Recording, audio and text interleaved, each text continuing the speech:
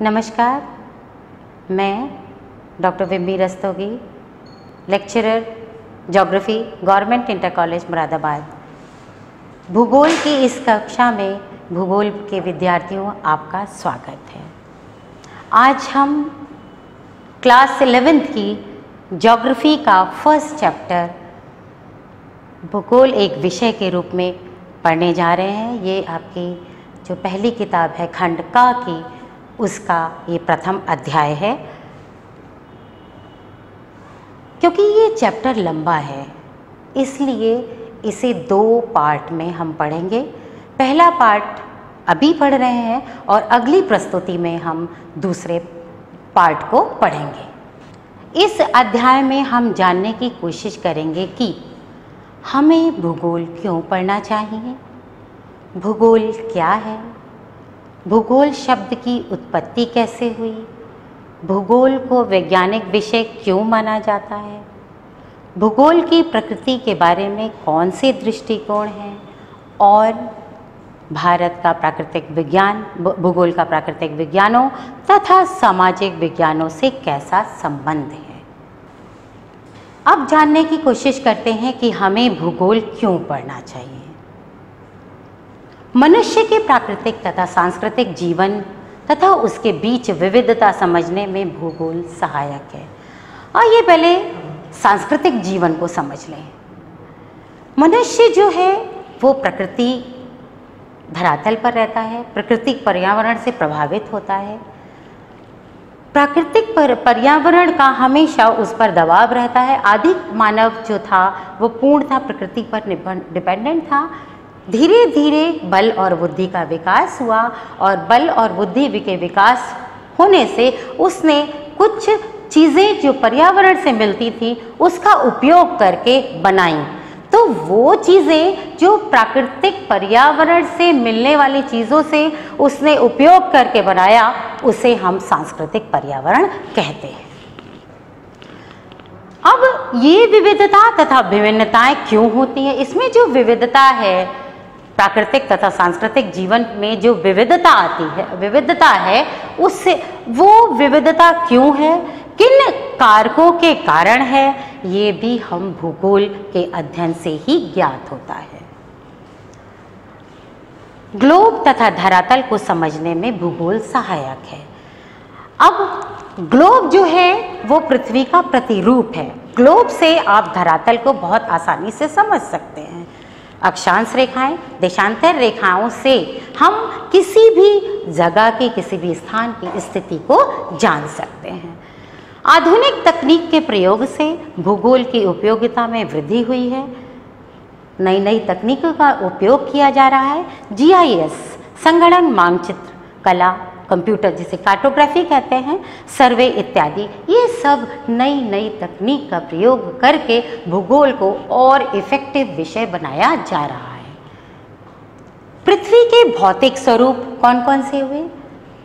पर्वत, पहाड़ियाँ, घाटियाँ, मैदान, समुद्र, झीलें, रेगिस्तान, ये सब प्राकृतिक पर्यावरण को दर्शाते हैं। और सांस्कृतिक तत्व कौन कौन से हैं? जो मनुष्य ने बनाए हैं। मनुष्य ने गांव बनाए, नगर बनाए, मकान बनाए, रेलवे बनाई, सड़कें बनाई, पत्तन बनाए। तो ये सब जो हैं ये मानवीय क्रियाओं के फलस्वरूप हुआ है, मानवीय तत्व कहलाते हैं। मानवीय तत्वों को भूगोल के अध्ययन में शामिल किया जाता है। तो प्राकृतिक पर्यावरण और सांस्कृतिक पर्यावरण दोनों के बारे में हम अध्ययन करते हैं भूगोल में।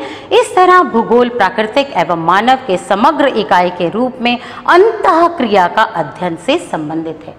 यानी कि हम भूगोल में पर्यावरण तथा मनुष्य के बीच में, मनुष्य के क्रियाकलापों के बीच में क्या संबंध है, उसको जानने की, उसके संबंध स्थापित करने की कोशिश करते हैं।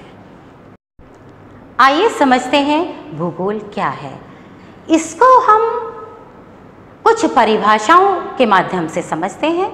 ये परिभाषाएं जो हैं वो भूगोल वेत्ताओं द्वारा दी गई हैं। भूगोल वेत्ता किसे कहते हैं? भूगोल वेत्ता वो होते हैं जिन्होंने भूगोल का बहुत गहन तरीके से अध्ययन किया है, कई किताबें लिखी हैं उन्होंने। तो इसमें सबसे पहले हम परिभाषा लेते हैं कुमारी ईसी सैंपल की। उन्होंने कहा पृथ्वी एवं मानव भूगोल के दो गतिशील अंग हैं। पृथ्वी भी गतिशील है और मानव भी गतिशील है, तो ये दोनों गतिशील अंग हैं भूगोल के। भूगोल मानव के निवास के रूप में, अब ये LD स्टैम्प दूसरे भूगोलवेत्ता हैं, उन्होंने कहा भूगोल मानव के निवास के रूप में पृथ्वी का वर्णन है। तो पृथ्वी भूगोल जो है वो मानव का, पृथ्वी जो है वो मानव का निवास स्थान है। भूगोल इस तरह से इसकी स्टडी करता है। हर्षोन ने लिखा है भूतल की विविधता रूपी लक्षणों का शुद्ध, व्यवस्थित एवं तर्कपूर्ण विवरण एवं व्याख्या करना ही भूगोल का लक्ष्य है। इस तरह से भौतिक, पर्यावरण एवं सांस्कृतिक लक्षणों के मध्य संबंध को समझना भूगोल का मुख्य उद्देश्य है। अत्यंत सरल शब्दों में ये कहा जा सकता है कि भूगोल जो है पृथ्वी का वर्णन है। भूगोल शब्द की उत्पत्ति कैसे हुई, आइए इसे जानते हैं। तो सर्वप्रथम भूगोल शब्द का प्रयोग एरिस्टोथेनिस ने किया था। ये एक ग्रीक विद्वान थे और ये जो भूगोल शब्द है दो शब्दों से मिलके बना है। भूगोल हम इंग्लिश में इसे ज्योग्राफी कहते हैं। दो शब्द मिलकर बना है, जियो प्लस ग्राफोज। जियो का मतलब है पृथ्वी और ग्राफोज का मतलब है वर्णन, यानी कि ये दो शब्द मिलकर क्या बनाते हैं, पृथ्वी का वर्णन। यानी कि भूगोल जो है वो पृथ्वी का वर्णन है। अब एक क्वेश्चन देखते हैं, इस तरह से आ सकता है क्वेश्चन, भूगोल अर्थात ज्योग्राफी का शाब्दिक अर्थ क्या है। भूगोल ग्रीक भाषा के दो शब्द जियो अर्थात पृथ्वी तथा ग्राफोज अर्थात वर्णन करना से बना है। इस तरह इसका शाब्दिक अर्थ पृथ्वी का वर्णन है। आइए अब जानते हैं कि भूगोल वैज्ञानिक विषय क्यों कहा जाता है। एक वैज्ञानिक विषय के रूप में भूगोल 3 वर्गीकृत प्रश्नों से संबंधित है। भूगोल जो है वो सामाजिक विज्ञान का विषय होने के साथ साथ एक वैज्ञानिक दृष्टिकोण वाला, पृष्ठभूमि वाला विषय है। ऐसा क्यों है, किस कारण से है। 3 शब्द क्या पहचान से संबंधित है, दूसरा है कहाँ प्रतिरूप के वितरण से संबंधित और क्यों निर्माण से संबंधित। क्या जो है वो पहचान से संबंधित प्रश्न है, पृथ्वी पर पाए जाने वाले प्राकृतिक एवं सांस्कृतिक प्रतिरूपों से संबंधित।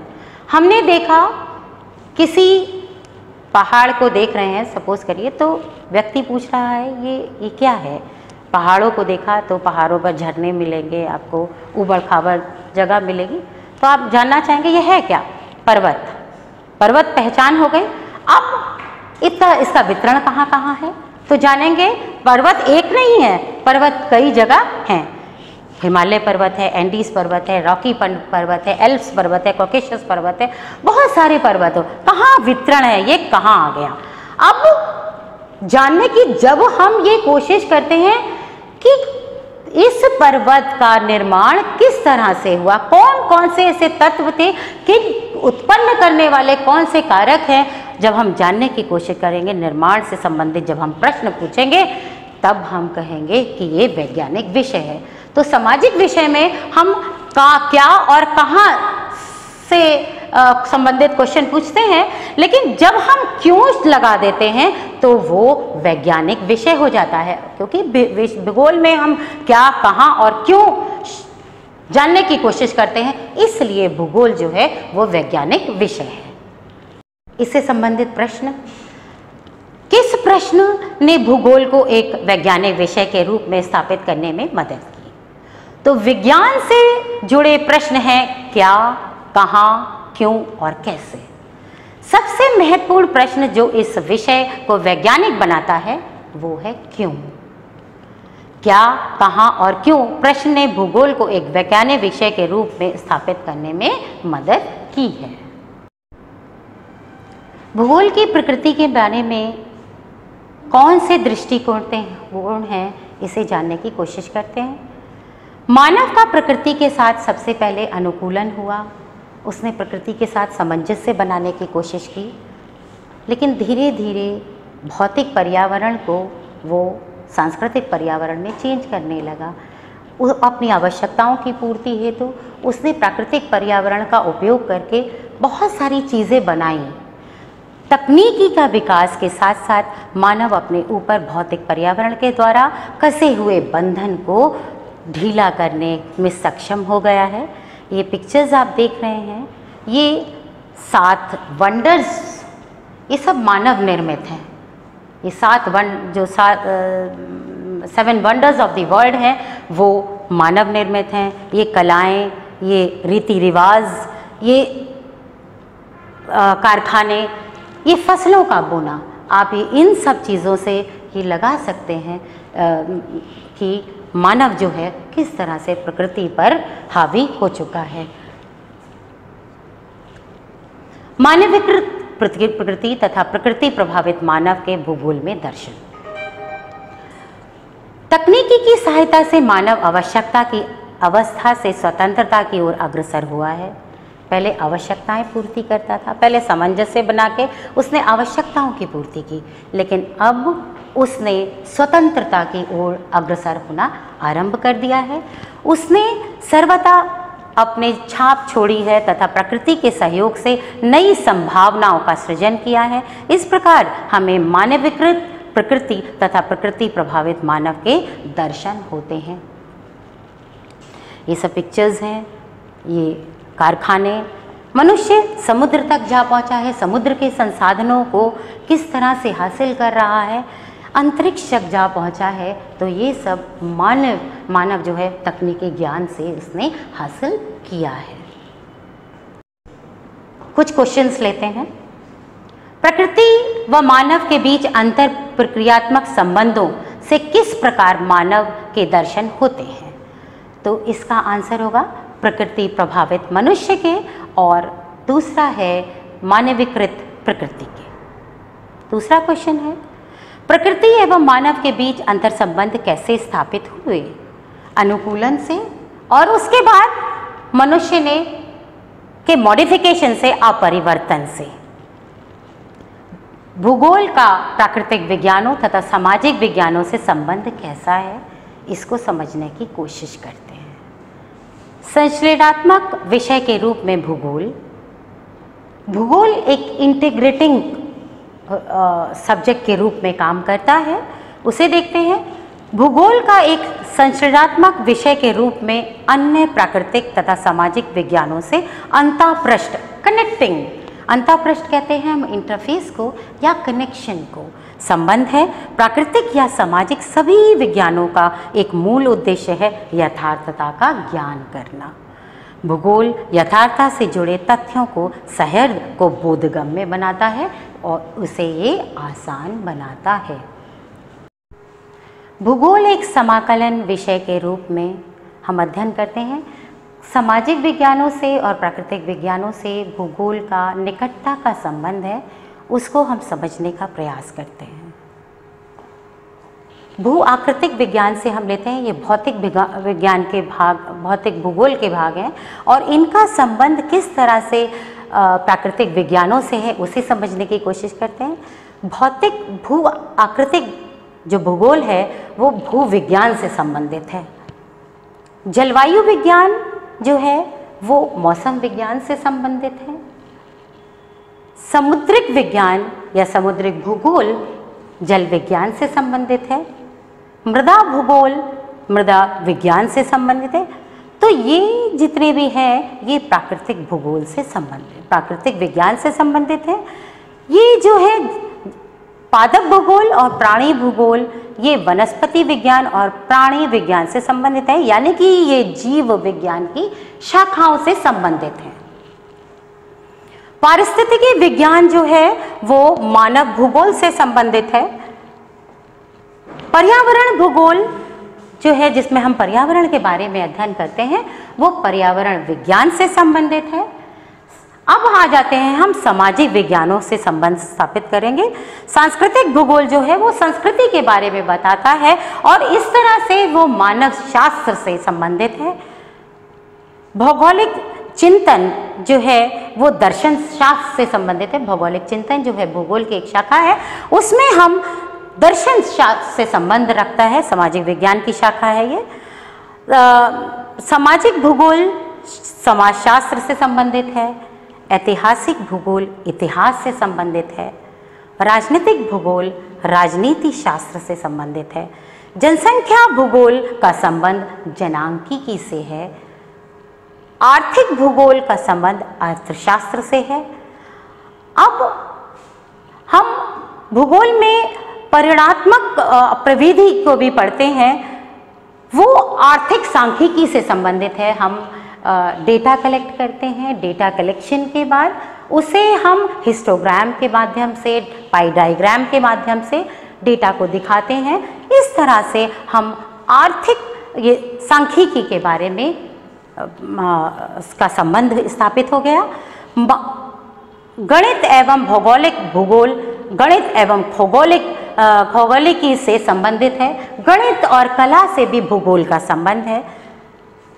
इस तरह से इस सर्कल को हमने बहुत आसानी से समझ लिया है और इसके बाद हम आगे की स्लाइड्स में इनमें से कुछ के बारे में डिटेल्ड अध्ययन करेंगे। आइए भौतिक भूगोल का प्राकृतिक विज्ञान से संबंध समझें। भौतिक भूगोल की सभी शाखाएं प्राकृतिक भूगोल के अंतर्गत आती हैं। इस प्रकार भू आकृतिक विज्ञान, जलवायु विज्ञान, समुद्री विज्ञान, मृदा विज्ञान का प्राकृतिक विज्ञानों से संबंध है। आइए भू आकृतिक विज्ञान का संबंध भूविज्ञान से समझते हैं। भूविज्ञान में ठोस पृथ्वी का निर्माण करने वाली शैलों तथा उन प्रक्रियाओं का अध्ययन किया जाता है जिससे शैल, भूप्रपट्टी तथा स्थल रूपों का निर्माण हुआ है। भू आकृतिक विज्ञान में हम क्या पढ़ते हैं? भू आकृतिक विज्ञान में भी हम पृथ्वी की सतह पर निर्मित होने वाली विभिन्न स्थलाकृतियों के बारे में पढ़ते हैं, उनकी संरचना में होने वाली विभिन्न क्रियाओं के बारे में, उच्चावच तथा स्थलीय रूप स्वरूप के स्थापना संबंधी कारकों का अध्ययन करते हैं। आइए समुद्रिक भूगोल का जल विज्ञान से संबंध समझते हैं। समुद्री विज्ञान जो कि ओशनोग्राफी कही जाती है इंग्लिश में, उसका जल विज्ञान से क्या संबंध है उसे समझते हैं। समुद्रिक विज्ञान वह विज्ञान है या भूगोल की वह शाखा है जो सागरों तथा महासागरों के हर पहलू का अध्ययन करता है। इसके अंतर्गत समुद्र तटीय क्षेत्र, तटीय जल, समुद्री जीव, धाराएं, तरंगों का अध्ययन किया जाता है। महासागरीय जल की गति, जल का वितरण, भौतिक तथा केमिकल लक्षणों का अध्ययन किया जाता है। जल विज्ञान में क्या पढ़ते हैं हम? पानी का वैज्ञानिक अध्ययन को हम जल विज्ञान कहते हैं। इसमें हम जल चक्र और पर्यावरण से इसका संबंध का अध्ययन करते हैं। पानी से संबंधित समस्याओं का, पानी की मात्रा, गुणवत्ता और उपलब्धता की समस्याओं का हल करने में वैज्ञानिक तरीके का अध्ययन किया जाता है। आइए मृदा भूगोल का मृदा विज्ञान से क्या संबंध है इसे जानें। मृदा भूगोल जो है भौतिक भूगोल की एक वो शाखा है जिसमें मृदा निर्माण, मृदा का वर्गीकरण और मृदा का वितरण तथा विशेषताओं का अध्ययन किया जाता है। मृदा विज्ञान में क्या पढ़ा जाता है? मृदा विज्ञान में मृदा के अध्ययन का एक प्राकृतिक संसाधन के रूप में क्या करते हैं हम? इसके अंतर्गत मृदा का निर्माण संबंधी जानकारी हासिल करते हैं, मृदा का वर्गीकरण पढ़ते हैं, मृदा का भौतिक, रासायनिक तथा जैविक गुणों का अध्ययन तथा उर्वरकता का अध्ययन किया जाता है। जैव भूगोल का प्राकृतिक विज्ञानों से क्या संबंध है? जैव भूगोल पादप भूगोल का वनस्पति विज्ञान से संबंध है। पादप भूगोल में हम जैव भूगोल की वे शाखा है जो पृथ्वी के विभिन्न क्षेत्रों पर वनस्पति जगत के फैलाव का अध्ययन करती है। वनस्पति की विज्ञान पौधों के जीवन से संबंधित विज्ञान है। संसार के विभिन्न भागों में पादपों का वितरण, प्रकाश संश्लेषण की क्रिया तथा जीवन चक्र आदि का अध्ययन किया जाता है। तो इस तरह से पादप भूगोल वनस्पति विज्ञान से संबंधित है। प्राणी भूगोल जो है वो प्राणी विज्ञान से संबंधित है। प्राणी विज्ञान और प्राणी भूगोल में क्या संबंध है, इसे देखते हैं। प्राणी भूगोल विभिन्न जीवधारियों और प्रजातियों के वितरण के कारण तथा वितरण के प्रतिरूप का अध्ययन करता है। प्राणी विज्ञान जो है विज्ञान की वह शाखा है जिसमें प्राणियों या जंतुओं का अध्ययन किया जाता है। आइए पर्यावरण भूगोल का पर्यावरणीय विज्ञान के साथ क्या संबंध है उसे देख लें। पर्यावरणीय विज्ञान पर्यावरण के भौतिक, रासायनिक, जैविक अवयवों के बीच पारस्परिक क्रियाओं का अध्ययन है। पर्यावरण वैज्ञानिक पर्यावरण की गुणवत्ता की निगरानी करते हैं। पर्यावरण के वैज्ञानिक पर्यावरण पर मानव के कृत्यों की व्याख्या करते हैं।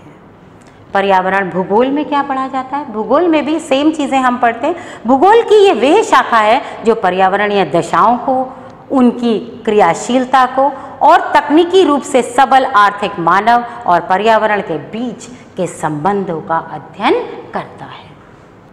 भूगोल एवं सामाजिक विज्ञान। अब हमने प्राकृतिक विज्ञानों से किस तरह से भूगोल का संबंध था वो हम जान चुके हैं।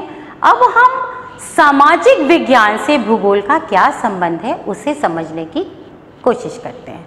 सामाजिक विज्ञान के सभी विषय हैं, समाजशास्त्र हो, राजनीति विज्ञान हो, अर्थशास्त्र हो, जनांकिकी हो, सामाजिक यथार्थता का अध्ययन करते हैं। ये सभी विषय सामाजिक यथार्थता का अध्ययन करते हैं। और इसी तरह से भूगोल की सभी शाखाएं सामाजिक भूगोल, राजनीतिक भूगोल, आर्थिक भूगोल, जनसंख्या भूगोल, आदिवास भूगोल आदि विषयों से घनिष्ठता से जुड़ी हुई हैं। तो ये जितनी भी शाखाएं हैं भूगोल की वो सामाजिक विज्ञान के इन विषयों से जुड़ी हुई हैं।